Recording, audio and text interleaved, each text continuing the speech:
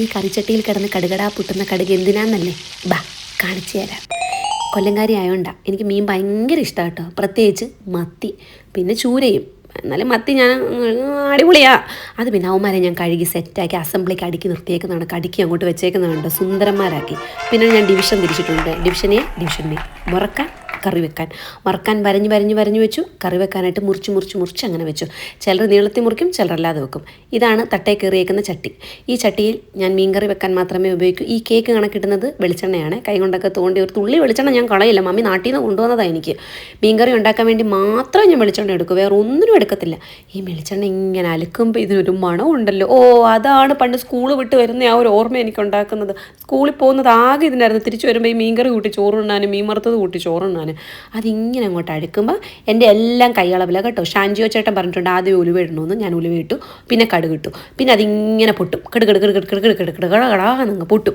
ആ പൊട്ടുമ്പോഴാണ് ടേസ്റ്റ് വരുന്നതെന്ന് ഞാൻ കണ്ടിട്ടുണ്ട്. എന്നിട്ട് പിന്നെ നമ്മളെല്ലാം കൈക്കണക്കിൽ, എന്നോട് ആരും ഇതിൻ്റെ കണക്ക് ചോദിക്കരുത്, എല്ലാം കൈക്കണക്കാണ് കണ്ടോ. ആദ്യം ഇഞ്ചിയാണോ വെളുത്തുള്ളിയാണോ ഇടേണ്ടതെന്ന് അറിയത്തില്ല. ഷാൻജിയോ ചേട്ടൻ എപ്പോഴും വെളുത്തുള്ളി ഇടാൻ പറയും. പക്ഷെ ഞാൻ ചിന്തിക്കുന്നത് ഇഞ്ചിക്കല്ലി ഇച്ചിരി കട്ടി കൂടുതൽ, പിന്നെ എന്തിനാ ഈ ചേട്ടനോട് വെളുത്തുള്ളി ഇടാൻ പറയുന്നതെന്ന്. എന്നാലും പുള്ളിനെ ഞാൻ ധിക്കരിക്കില്ല കേട്ടോ. ആദ്യമായിട്ട് യൂട്യൂബ് കണ്ട് കുക്കിംഗ് പഠിച്ചു തുടങ്ങുന്നത് പുള്ളിയിൽ നിന്ന്. അതിനു മുമ്പ് എനിക്ക് അറിയണ്ടായില്ല.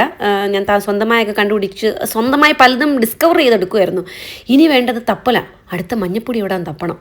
മഞ്ഞപ്പൊടി ഇട്ടു, മുളക് പൊടി ഇട്ടു. എനിക്ക് മല്ലിപ്പൊടി ഇടുന്ന ഇഷ്ടമല്ല കേട്ടോ, മുളക് പൊടി മാത്രമേ ഉള്ളൂ. പിന്നെ ഈസ്റ്റേണിൻ്റെ ഫിഷ് മസാല, അതില്ലാതെ എനിക്ക് പറ്റില്ല. പക്ഷെ അപ്പം നോക്കിയപ്പോഴാണ് ഫിഷ് മസാല ഇല്ല. പിന്നെ എൻ്റെ മീൻകറിക്ക് തെറ്റിദ്ധരിപ്പിക്കാൻ വേണ്ടിയിട്ട് ഞാൻ ആ ഫിഷ് മസാലയുടെ ഇതിങ്ങനെ തട്ടി. പിന്നെ വെള്ളം ഒഴിച്ചിട്ട് ഈ മറ്റേ പുളി ഉണ്ടല്ലോ, വടക്കംപുളി. ഞങ്ങൾ പിഴിപുളിയല്ല കേട്ടോ, കൊല്ലംകാർ എപ്പോഴും മീൻകറിക്ക് വടക്കംപുളിയാണ് ഇടുന്നത്. തക്കാളി ഉള്ളി ഒന്നും ഇടത്തില്ല. പിന്നെ ഉപ്പ്, അതെല്ലാം എൻ്റെ ഒരു കണക്കാണ്. അടച്ചു വെക്കണം. പിന്നെ ഇതങ്ങോട്ട് തിളച്ച് തുറന്നിട്ട് അതിനകത്തോട്ട് അടുക്കി മീനെ ഇടണം. ആ അടുക്കി ഇടുന്നത് ഒരു സ്കില്ല. എല്ലാ മീനും മുങ്ങി കിടക്കണം കേട്ടോ. പ്രത്യേകിച്ച്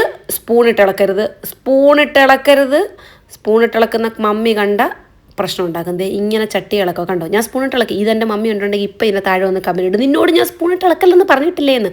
ഇവരെ ഇങ്ങനെ പെയിൻ്റ് അടിച്ച് കൊടുക്കണം കേട്ടോ, അല്ലെങ്കിലേ എനിക്ക് ആ മീനിൽ ഇങ്ങനെ വെള്ള കളറിൽ കാണുന്ന എനിക്കൊരു ബുദ്ധിമുട്ടാണ്. വീണ്ടും നമ്മൾ അടച്ചു വെക്കും.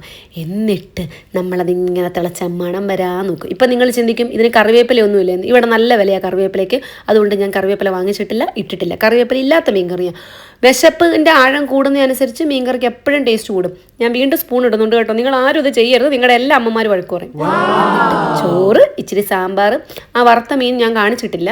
പിന്നെ അത് പരിഞ്ഞിലാണ്, മീൻമുട്ട ഞങ്ങൾ പരിഞ്ഞിൽ എന്നാണ് പറയുന്നത്. പിന്നെ മീൻ കറി.